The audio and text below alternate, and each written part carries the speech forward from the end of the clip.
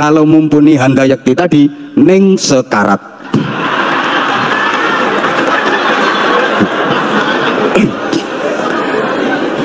Di dalam pemerintah Indonesia ini tidak ada peraturan dari pemerintah bahwa membuat undang-undang bahwa yang berparas cantik dan ganteng harus membayar pajak.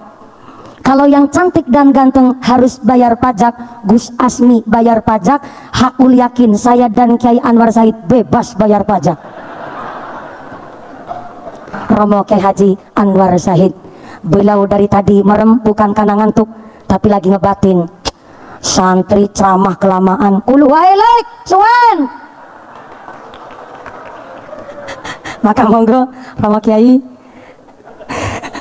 beliau adalah role model saya, Ibu Menteri Agama, dan beliau betul-betul menjadi salah satu idol kita di Indonesia karena beliau menjadi kiai yang begitu kondang dan masyhur, tentu berangkat juga dari seorang santri. Saya menyesal tahun 2019 di Arafah ketemu sama Pak Menteri Agama yang waktu itu masih belum Menteri Agama.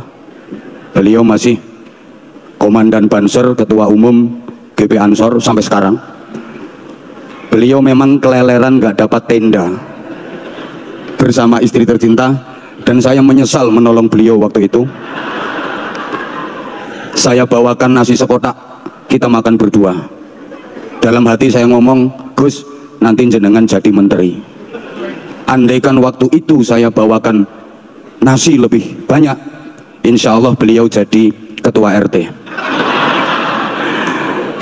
Tenang, nanti yang saya bawakan lebih banyak Pak Haji Erick Thohir.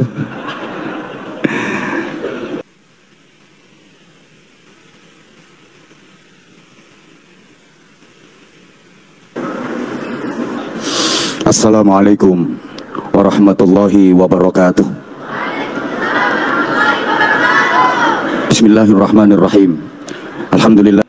Gus 24 karat ibarat emas murni, karena abahnya kiai, mbahnya kiai, buyutnya kiai, canggahnya kiai, sampai ke atas kiai semua, maka Gusnya 24 karat.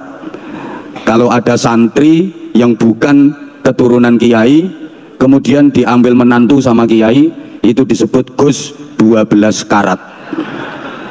Sama perempuan yang putrinya kiai asli, putri kandung, itu ning 24 karat. Kalau misalnya kalian, maaf, yang bukan keturunan kiai diambil menantu sama kiai, kalian jadi ning 12 karat. Kalau mumpuni handayakti tadi ning sekarat.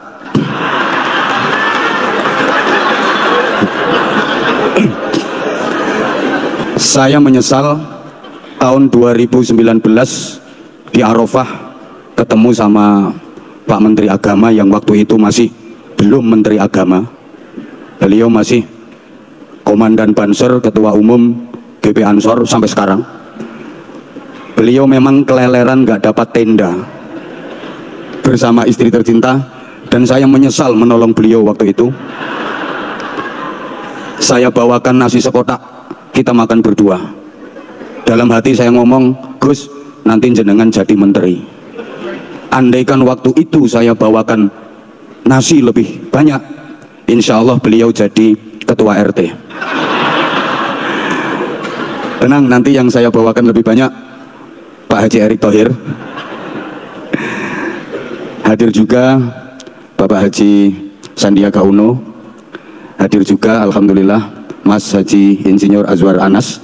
Saya panggilnya Mas mulai Bupati Banyuwangi 2 periode sampai hari ini. Pak Kiai Haji Zainud Tauhid, ini juga Gus 12 karat. Pak Sekjen, seluruh pejabat kementerian yang hadir, adik-adik santri, karena tugas utama hidup manusia itu adalah untuk berbuat baik, maka seluruh aktivitas hidup kita harus kita niatkan yang baik, ucapan kita harus baik. Ayo semuanya ikut nyaut baik gitu, nggih? Diulang, tugas utama hidup itu untuk berbuat baik. menjadi orang, maka seluruh aktivitas hidup kita harus kita niatkan yang, pikiran kita harus, ucapan kita harus, hati kita harus, perilaku kita harus, dan semua harus kita kerjakan dengan cara yang dengan semangat melakukan perbaikan menuju kebaikan agar kita bisa menjadi pribadi-pribadi yang terbaik. Kalian para santri harus bisa menjadi generasi yang pelopor, bukan pengekor, yang pengais, bukan pengemis, yang perintis, bukan pewaris, yang penggerak, bukan penggertak, yang punya karakter, bukan yang karaten, yang luar biasa, bukan yang biasa di luar, yang terpelajar, bukan yang kurang ajar, yang beradab, bukan yang biadab, yang qori, bukan yang korak, yang ahli zikir, bukan yang suka kentir, yang ahli Al-Quran, bukan yang tukang pacaran.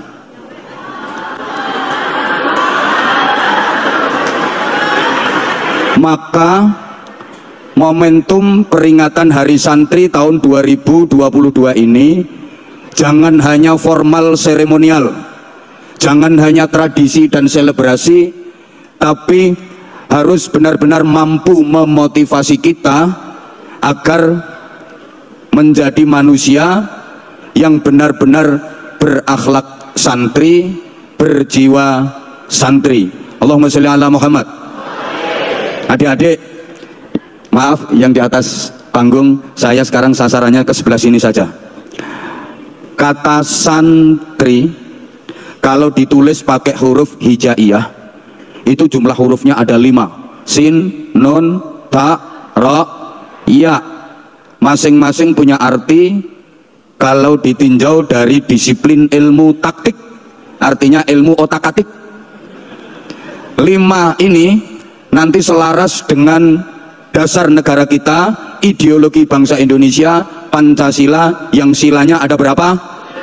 5. Pertama, sin, itu artinya salikun ilallah. Santri adalah orang yang menempuh jalan kehidupan menuju ridha Allah, fokus pada nilai-nilai spiritual. Ini selaras dengan sila pertama Pancasila, ketuhanan yang Maha Esa. Kalau dihubungkan ke ayat Qur'annya, qul huwallahu ahad. Yang kedua, nun, artinya naibun anil ulama. Santri harus sanggup menjadi pengganti, penerus perjuangan para ulama, manusia-manusia yang tinggi ilmunya, kuat imannya, mulia akhlaknya. Ini selaras dengan sila kedua Pancasila, kemanusiaan yang adil dan beradab. Ayat Qur'annya, innallaha ya'muru bil adli wal ihsan. Yang ketiga, tarikul adawah wal iftirak, meninggalkan permusuhan dan perpecahan, berarti menjunjung tinggi ukhuwah wattihadul ummah, persaudaraan dan persatuan umat. Ini senada dengan sila ketiga Pancasila, persatuan, semangat dong, persatuan Indonesia. Ayat Qur'annya, wa'tasimu bihablillahi jami'an wa la tafarraqu. Yang keempat, raghibun fil khairat wal hikam, cinta berbagai macam kebaikan dan kebijaksanaan.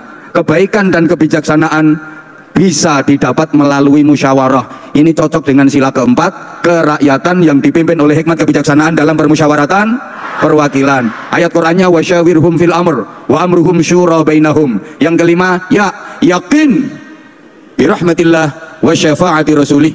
Yakin mendapatkan rahmat kasih sayang Allah, yakin mendapatkan syafaat Rasulullah.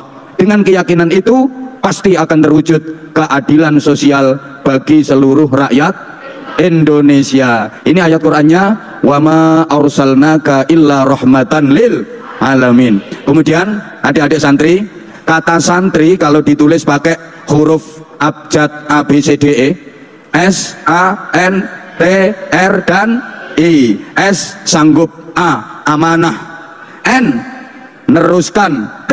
Tuntunan. R. Rasul. I. Ilahi. Santri harus sanggup amanah neruskan tuntunan Rasul Ilahi. Santri terdiri dari dua suku kata, san dan, kurang semangat yang sebelah sini, san dan. Oke, san itu diambil dari bahasa Arab ihsan, artinya kebaikan. Sedangkan tri adalah bahasa Sanskerta, artinya tiga. Maka santri adalah pribadi yang mempunyai tiga kebaikan secara terpadu.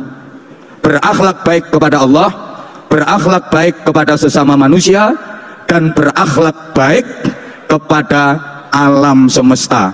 Adik-adik tolong diperhatikan. Ihsan bahasa Arab itu simbol agama, tri bahasa Sanskerta simbol budaya.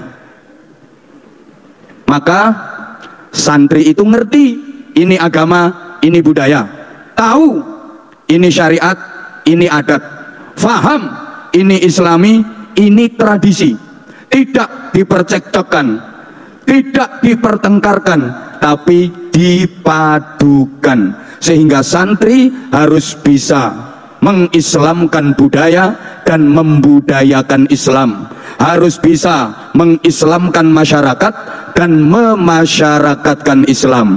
Allahumma sholli ala Muhammad, Allahumma sholli ala Muhammad. Nah, modalnya adik-adik harus bisa memadukan dua hal. Kalau meminjam istilah dalam surah Al-Alaq, allama bil qalam, allamal insana malam. Kurang semangat. Allama bil qalam, allamal insana malam. Allama bil qalam, ini Allah mengajar pakai pulpen, teaching by using pen. Ini aku juga ngerti artinya. Sistem pengajaran yang menghasilkan orang-orang pinter. Halo, ini allama bil qalam, menghasilkan orang-orang pinter. Kemudian allamal insana ma lam ya'lam, ini sistem pengajaran yang tidak rasional dan tidak bisa dinalar, melahirkan orang-orang benar. Dua metode ini nggak boleh dipisah. Makanya kalau dalam tata bahasa Arab tidak memakai huruf atof, nggak pakai wawu, nggak pakai summa. Kan ayatnya bukan allama bil qalam wa allamal insana ma lam ya'lam, ndak. Allama bil qalam summa allamal insana ma lam ya'lam, ndak. Tapi langsung allama bil qalam allamal insana ma lam ya'lam. Ini kalau dalam ilmu balaghah disebut kamalul ittisal. Nanti adik-adik kalau udah belajar ilmu balaghah pasti paham. Maknanya dua-duanya harus menyatu, nggak boleh dipisah. Santri itu harus pinter, harus bener, harus bener, harus, kurang semangat, harus pinter, harus bener, harus bener, harus. Karena pinter kalau nggak bener keblinger dan berpotensi ngerusak. Bener kalau nggak pinter menjengkelkan. Bahasa Inggrisnya nganyelke. Bener kalau nggak pinter itu menjengkelkan. Wong ditanya baik-baik, Mas dari mana? Dari belakang. Mau kemana? Mau ke depan. Bener apa salah? Bener, tapi menjengkelkan. Rumahnya mana Mbak? Indonesia. Rumahnya mana? Cilacap. Bener apa bener? Woi, Allah ya Karim. Gini ya, bener kalau nggak pinter itu menjengkelkan.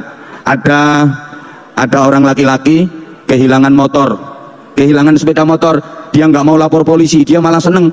Alhamdulillah motor hilang malah seneng. Temennya heran, kamu itu motor hilang nggak mau lapor polisi, nggak sedih kok malah seneng. Jawabnya gini, ya alhamdulillah, biasanya sering saya naikin nggak hilang, ini hilangnya kok pas nggak saya naikin, coba hilangnya pas saya naikin, saya ikut hilang. Ini bener tapi nganyel ke. Allahumma sholli ala Muhammad. Nah maaf, pinter kalau nggak bener keblinger. Ada santri pinter, ngajinya pinter, sekolahnya pinter, ujiannya pinter. Ujian nahwu sorob nilainya 9, ujian tafsir hadis nilainya 9, balaghah mantek nilainya 9, usul fikih mustalah hadis nilainya 9, tauhid fikih nilainya 9, tapi sholat subuhnya juga jam. Ada nggak? Ada. Ini anaknya pakai jilbab warna putih. Maka pinter saja nggak cukup adik-adik, Tolong diperhatikan. Maaf, tolong diperhatikan. Tidak semua orang pinter itu benar. Tidak semua orang yang teriak-teriak kalau pengen tinggi derajatnya dunia akhirat, istiqomahlah, rutinlah sholat malam. Orang yang teriak gitu belum tentu dia sendiri kalau malam rutin sholat malam. Halo? Orang yang mengajak sedekah belum tentu dia sendiri rajin sedekah. Maaf, orang yang teriak anti korupsi belum tentu dia sendiri tidak korupsi.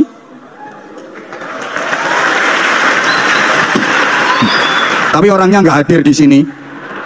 Ada, awalnya kenceng banget anti korupsi. Ternyata dia teriak kayak gitu karena bicaranya belum fasih. Waktu itu belum dapat kedudukan. Begitu sudah dapat kedudukan, ngomongnya jadi fasih. Dulunya anti korupsi. Begitu dapat jabatan, teriaknya jadi antri korupsi. Itu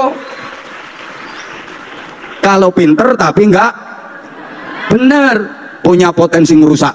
Pinter tapi nggak bener. Maaf, yang merusak Indonesia bukan orang bodoh, tapi orang pinter yang nggak bener. Halo, saya berani bersumpah di hadapan santri yang hadir di sini, bahkan ini disaksikan santri seluruh Indonesia, di hadapan pejabat, para kiai dan tokoh-tokoh yang ada di sini. Saya berani bersumpah demi Allah, yang merusak hutan di negeri ini bukan orang hutan. Sing rusak alas kuwi dudu ketek, tapi orang-orang pinter yang akhlaknya lebih rusak daripada. Ngomong keteknya kok sambil ngelihat saya. Berarti yang diomongin Mumpuni tadi bener ya? Matur suwun, Nduk. Koyok kayun rupamu ae. Subhanallah. Ini si Mumpuni secara jujur dia mengakui memang dia pinter. Materi-materi ceramahnya itu banyak yang nyadur ceramah saya. Ayo nek ngaku. Jadi sampai dia dapat juara di apa itu? Aksi Indosiar, itu tak perhatiin terus. Wah, anak ini ceramahnya nyontoh aku cuma diolah pakai bahasa ngapak. Tapi keren. Aku ridho. Lebih bagus kayak gitu. Jadi materi-materi ceramahnya Mumpuni itu banyak yang jiplak materi saya. Iya apa enggak? Ayo ngomong enggak. Tapi diolah sama dia. Jujur seneng aku daripada ada orang pakai ceramah saya tapi gak ngaku. keren Dok, gentle, apik ngono iku. Ini pentingnya ya pinter, ya bener ya. Anak-anak kalau sekedar pinter gampang. Ada sekolahnya, ada kuliahnya, ada kampusnya, ada fakultasnya. Tapi untuk bener susah. Ini nanti kehebatannya santri. Pak Menteri, saya mohon tambahan waktu sebentar boleh ya? Halo? Wes. Minta tambahan waktu 5 menit boleh? Ini waktunya mestinya harusnya sudah habis. 5 menit saja. Kalau sekedar pinter gampang. Yang susah itu bener. Maaf adik-adik, kalau pengen pinter hukum, ada fakultas hukum, tapi tidak ada fakultas keadilan. Sehingga jangan heran, ada pakar hukum, ahli hukum, akhirnya punya masalah hukum, jual beli hukum, bahkan kadang jadi maklar hukum, berurusan dengan hukum, wa akhiru da'wahum, masuk hukuman. Kalau pengen pinter di bidang pendidikan, gampang, ada fakultas pendidikan, tapi sampai hari ini belum ada fakultas kesabaran. Mbak, nanti rencananya kuliah di mana? Saya mau kuliah di UIN. Ngambil prodi apa? Ngambil jurusan apa? Jurusan kesabaran. Ada apa enggak? Pengen ahli ekonomi, gampang. Pak Sandiaga Uno pakarnya ekonomi. Ada kuliahnya, ada fakultas ekonomi, tapi enggak ada fakultas kesejahteraan. Pengen jadi polisi, gampang. Ada akademi kepolisian, tapi sampai hari ini enggak ada akademi kejujuran.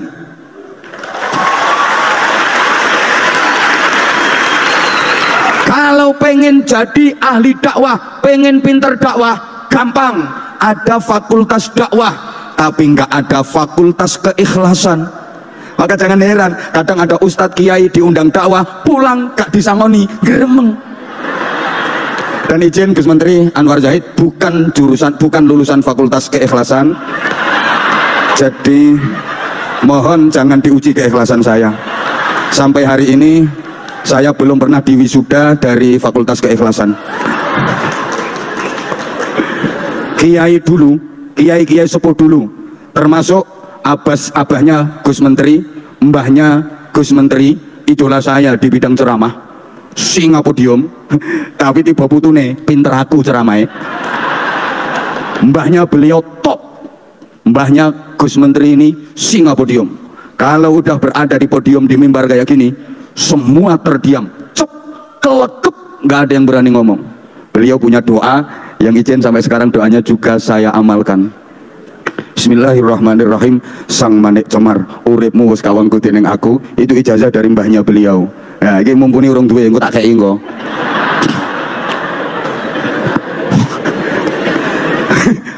Kiai-kiai sepuh dulu termasuk mbahnya Gus Menteri nggak ada yang punya gelar akademis, apalagi titel sampai renteng-renteng lebih panjang daripada namanya.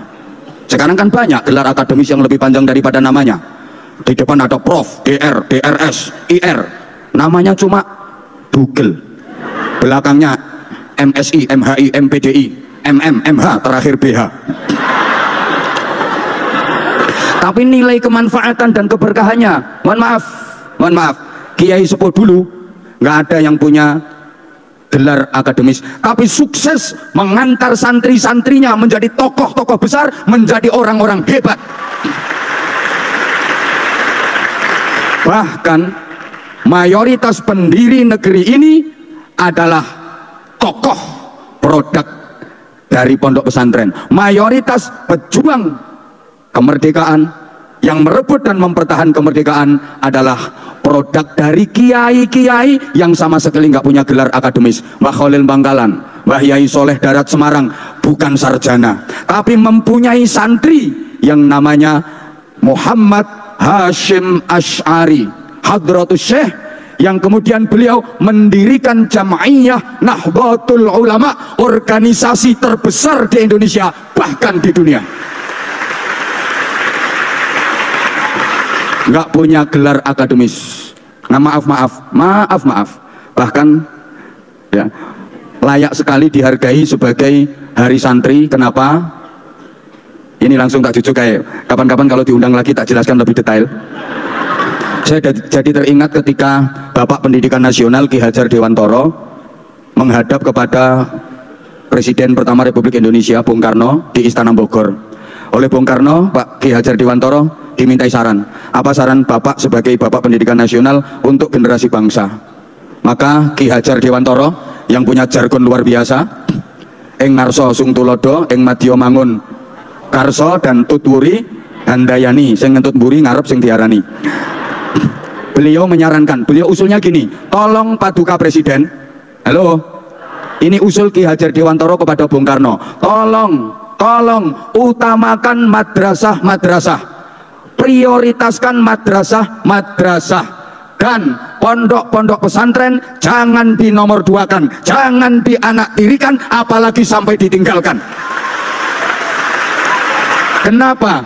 Karena berdirinya negara ini cikal bakal perjuangannya adalah dari para kiai, para santri, alumni pondok-pondok pesantren. Pondok pesantren melahirkan kemerdekaan, kemerdekaan melahirkan sekolah, melahirkan kuliah, melahirkan fakultas, melahirkan perguruan tinggi. Dengan demikian sekolahan perguruan tinggi adalah cucunya pondok pesantren. Pahlawan-pahlawan nasional banyak yang kiai. Tolong perhatikan, coba. Itu banyak kiai pahlawan-pahlawan nasional. Ada Kiai Mojo, alim, santrinya banyak. Ada Kiai Imam Bonjol, ada Kiai Sultan Hasanuddin, ada Kiai Sultan Agung, ada Kiai Sentot Ali Basya Prawirodirjo, ada Kiai Pangeran Diponegoro. Pangeran Diponegoro itu kiai alim, nama beliau Abdul Hamid. Beliau hamilul Quran, hafal Quran, menguasai qiraah sab'ah. Ada Kiai Tengku Umar, itu pahlawan bersama istrinya, namanya Bunyai Cut Nyakdin. Satu lagi Bunyai Cut Mutiah. Yang belum Bunyai itu Cut Tari, Cut Keke, Cut Meriska, itu masih belum Bunyai.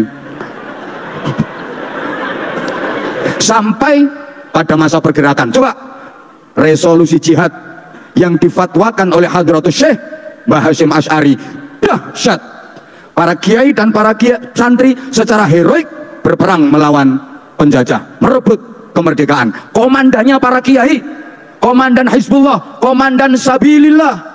Ada Mbah Kiai Haji Abbas Buntet, ada Mbah Kiai Wahab Hasbullah Jombang, ada Mbah Kiai Haji Maskur. Halo, halo.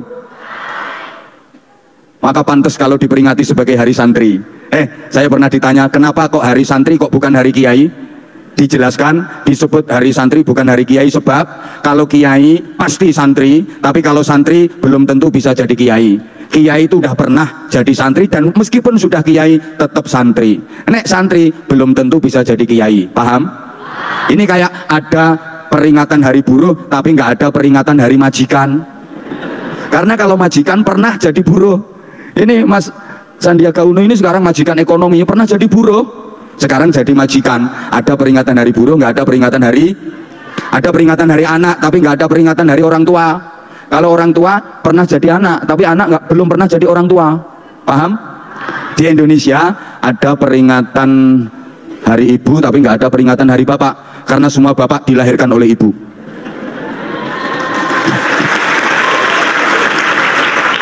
Dan semua ibu tidak dilahirkan oleh bapak. Maka ibu istimewa dan ibu spesial. Ketika ibu hamil kerja boleh ambil cuti hamil, tapi bapak nggak boleh minta cuti menghamili. Memang wanita itu engkau nang jaluk cuti menghamili. Wanita itu makhluk khusus, perlu perhatian khusus, perlu mendapatkan perlakuan khusus, sehingga ada istilah-istilah khusus. Sampai dalam Al-Quran saja ada satu surat khusus An-Nisa, artinya wanita, nggak ada surat Ar-Rijal. Wanita itu makhluk khusus, ada gedung wanita, ada menteri peranan wanita, ada dharma wanita, dharma pria gak payu, ada polisi wanita, dulu ada menteri peranan wanita. Sampai ngaji fikih belum tuntas kalau nggak ngaji fikhun nisa, fikih wanita, fikih pria gak tahu dibahas. Sampai ada darah wanita, pembalut wanita, nggak ada pembalut pria. Dulu setelah pejuang itu sampai mau merumuskan negara, ini terakhir mau menentukan bentuk negara, ini ada yang usul. Karena Indonesia ini mayoritas beragama Islam, maka negara harus berbentuk negara Islam, harus didirikan negara Islam. Mbah Hasyim Asy'ari nggak setuju, Mbah Wahab Hasbullah nggak setuju. Mereka yang pengen membentuk negara Islam mengeluarkan dalil, ya ayyuhalladzina amanu dukhulu fis-silmi kafah. Hai orang-orang yang beriman, masuklah kalian ke dalam Islam secara totalitas, universal, menyeluruh. Kata Mbah Wahab, ayat itu bukan untuk membangun negara, ayat itu gak gawe bentuk negara, itu ayat individual. Masing-masing umat, masing-masing orang wajib berislam secara kafah. Jadi maaf, para kiai walaupun ketoke sarungan, teklean, plumbrak-plumbruk, tapi wawasan berpikirnya mampu mengalahkan ratusan profesor. Bekali diri kalian dengan 3 ilmu, adik-adik. Kalau tadi Ustazah Mumpuni ngasih tip kalian 3 ilmu, saya juga ngasih 3 ilmu. 1, ilmu dini, ilmu agami. 2, ilmu profesi. 3, ilmu kreasi. Ilmu dini didapat melalui ngaji, mulai TPQ, Madrasah Diniyah, Pondok Pesantren. Ilmu profesi didapat melalui sekolah, mulai pos PAUD, playgroup, TK sampai perguruan tinggi. Ilmu kreasi didapat melalui realitas kehidupan, melalui proses kehidupan. Dengan ilmu dini manusia jadi takwa, dengan ilmu profesi manusia jadi cerdas, dengan ilmu kreasi manusia jadi terampil. Ilmu dini menghidupkan hati, ilmu profesi mencerdaskan otak, ilmu kreasi memproduktifkan otot. Ilmu dini mensensitifkan hati sehingga jadi ahli zikir, ilmu profesi mencerdaskan otak sehingga jadi ahli fikir, ilmu kreasi memproduktifkan otot sehingga jadi ikhtiar, ahli zikir, ahli fikir, ahli ikhtiar, takwa, cerdas, terampil, sensitif, kreatif, produktif, imajinatif, inspiratif, inovatif. Ahli zikir, pinter mikir, gelem nyopir, duwe musuh wani melintir, mampu menghadapi masalah moralitas, kreativitas, dan kriminalitas, qalbiyah, akliyah, jasadiyah. Ini Santri kalau bisa seperti itu, benar-benar santri yang berdaya, dan siapapun yang melihatnya dibikin tak berdaya. Kalau semuanya sudah kalian kuasai, maka kalian pasti akan bisa menjaga martabat kemanusiaan. Santri adalah manusia yang merasa sebagai manusia, manusia yang mengerti tentang manusia, manusia yang memanusiakan manusia. Karena sekarang mulai banyak manusia yang tidak merasa sebagai manusia, manusia yang tidak mengerti manusia, manusia yang tidak mau memanusiakan manusia. Yang demikian itu berarti dia bukan. Oke, kalian sebagai santri harus berdaya dan bikin siapapun yang memandangmu tak berdaya. Kalian harus tetap menjaga martabat kemanusiaan. Santri itu cinta agama, cinta tanah air, religius, nasionalis, nasionalis, religius. Religius kalau nggak nasionalis bahaya, punya potensi untuk menjual negara ini. Nasionalis tapi nggak religius, nggak akan barokah. Mudah-mudahan di momen peringatan Hari Santri kali ini, para santri seluruh negeri di Negara Kesatuan Republik Indonesia mampu berperan aktif, berkontribusi positif untuk kemakmuran, kesejahteraan, dan keberkahan Negara Kesatuan Indonesia yang kita cintai bersama. Hidup meyakinkan tanpa hadirnya seorang kekasih. Cukup sekian dan terima kasih. Tanpa kekasih, hidup terasa hampa. Terima kasih dan sampai jumpa. Burung cendrawasih hinggap di kayu. Terima kasih, thank you. Terakhir untuk Gus Menteri, kalau ada sumur di ladang, bolehlah kita menumpang mandi. Kalau ceramah saya masih kurang panjang, silahkan diundang lagi. Nyuwun ngapunten semuanya, mohon maaf yang sebesar-besarnya. Wafaqanallahu wa iyyakum lima yuhibbu wa yardah. Assalamualaikum warahmatullahi wabarakatuh.